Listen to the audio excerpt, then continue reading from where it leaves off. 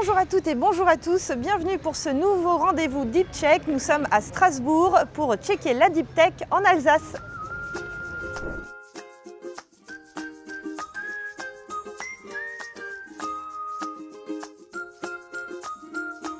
Nous démarrons ce Deep Check Alsace par le campus de l'Université de Strasbourg où l'on retrouve Michel de Matelin. Bonjour Michel. Bonjour Marie-Hélène. Vous êtes vice-président en charge de la valorisation et des relations avec le monde socio-économique. Un mot pour commencer de cette relation entre recherche et entrepreneuriat ici en Alsace. Alors une relation historique et puis particulièrement développée et qui commence avec les étudiants. On a un programme Pépite et Téna où on a bon an, mal an en Alsace 250 étudiants qui s'engagent sur ce type de projet et avec un horaire aménagé pour leurs études. On accompagne aussi les doctorants. On a un programme qu'on a mis en place avec la SAD Connectus, ce qui s'appelle Mature Your PhD et qui permet qu'un projet de recherche d'un doctorant se transforme éventuellement en projet d'entreprise. Est-ce qu'il y a des domaines de prédilection dans lesquels se développe la Deep Tech ici? En particulier, oui, il y en a un premier qui est la santé qui va de la bioproduction jusqu'à la santé numérique. Ensuite, Strasbourg est très connu pour la chimie, la physique, les matériaux. L'écosystème est riche, les synergies se font facilement. Du coup, quelles sont les ambitions du pôle universitaire d'innovation? Alors effectivement, on ne part pas d'une feuille blanche, mais et donc notre ambition, c'est de faire émerger plus de projets des laboratoires de la recherche publique. Et en particulier, on a recruté des chargés d'affaires dans les différentes disciplines qui ont pour mission d'être au plus près des chercheurs. On a aussi un axe qui est sur la simplification, puisque les processus d'innovation ne sont pas toujours simples. Mais pour les chercheurs qui ont eu la chance de pouvoir créer une entreprise, l'expérience est vraiment très enrichissante et ça vaut la peine de travailler à rendre ces dispositifs plus faciles et pour les chercheurs. Merci Michel.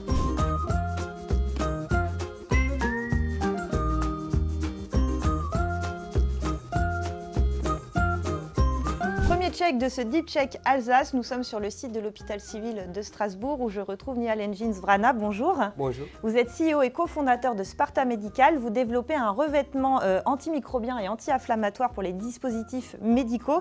Expliquez-nous ce que ça va changer dans la vie des médecins et des patients. C'est un dispositif Protect Iron. Pour les médecins, c'est un outil polyvalent qu'ils peuvent utiliser sur des tissus vivants, sur des dispositifs médicaux implantables. Pour les patients, il y aura moins d'infections liées aux chirurgies. Et aussi pour les patients qui ont des plaies chroniques, il y a moins de complications liées avec leurs plaies. Et ce qui est innovant, c'est que c'est un revêtement liquide à la base. Liquide, et on peut appliquer sur n'importe quelle surface.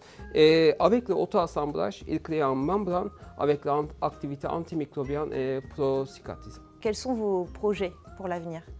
Pour le moment, on prépare ce dispositif pour les essais cliniques sur les plaies chirurgicales pour éviter l'infection. Et ce qu'on fait, c'était dans le cadre de One Health, ce n'est pas que la santé humaine, c'est aussi la santé environnementale et la santé des animaux. C'est des matériaux biodégradables, ils n'accumulent pas dans l'environnement, ça peut être utilisé pour les animaux aussi. Et on voudrait élargir notre effet. Pas que les protections des dispositifs médicaux, mais aussi les protections alimentaires, sexuelles, qu'on peut avoir des produits consommateurs. Merci beaucoup Engine. Merci. Et vous restez avec moi, on continue à checker la Deep Tech. Nous voici avec Yannick Lafus, CEO et cofondateur de Blackleaf. Bonjour Yannick. Bonjour Marie. Votre expertise repose sur le graphène. Alors dites-nous, c'est quoi le graphène et en quoi c'est innovant? Alors le graphène, c'est ni plus ni moins que du carbone. Donc imaginez le graphite, des milliers de feuilles de carbone les unes empilées sur les autres. Le graphène, c'est ni plus ni moins qu'une seule feuille de carbone. Et quand j'arrive à isoler cette feuille de carbone, j'ai un matériau avec des super pouvoirs. J'ai un matériau qui est très conducteur électriquement, très conducteur thermiquement, un matériau qui est 200 fois plus résistant que l'acier. Alors vous le produisez, vous, le graphène, Oui. Pour quel domaine et pour quelles applications? Alors Blackleaf a développé un procédé de production complètement écologique. Donc on a des grandes cuves dans lesquelles on va mettre de l'eau, notre graphite et notre poudre de perlimpinpin. À ces trois ingrédients-là, on va appliquer des ultrasons et donc on va transformer in situ 100% du graphite qui est dans nos cuves en 100% de graphène. Duquel en fait on va développer deux sous-produits, des encres pour fabriquer des revêtements chauffants et des additifs pour venir doper certains produits.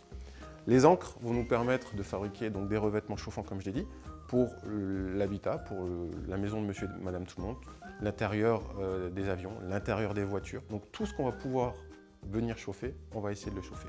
Et ensuite, effectivement, les additifs vont être mis en œuvre plutôt dans des bétons, donc où on va travailler à la meilleure résistance mécanique de ces matériaux-là, de ces bétons, justement pour enlever un peu de ciment et décarboner ce produit. Quelles sont vos perspectives à venir? Donc Blackleaf, 2023, on a été lauréat donc, du plan France 2030 première usine. Et donc, dans ce contexte-là, aujourd'hui, on industrialise notre capacité de production. Et l'objectif, aujourd'hui, c'est d'être en mesure de fabriquer 3 tonnes de graphène par mois dans 6 mois et 10 tonnes dans 18 mois. Ce qui fait de nous, avec 120 tonnes de production de graphène par an, le plus grand producteur de graphène en Europe. Voilà. Bonne continuation Yannick et merci. Merci Marie.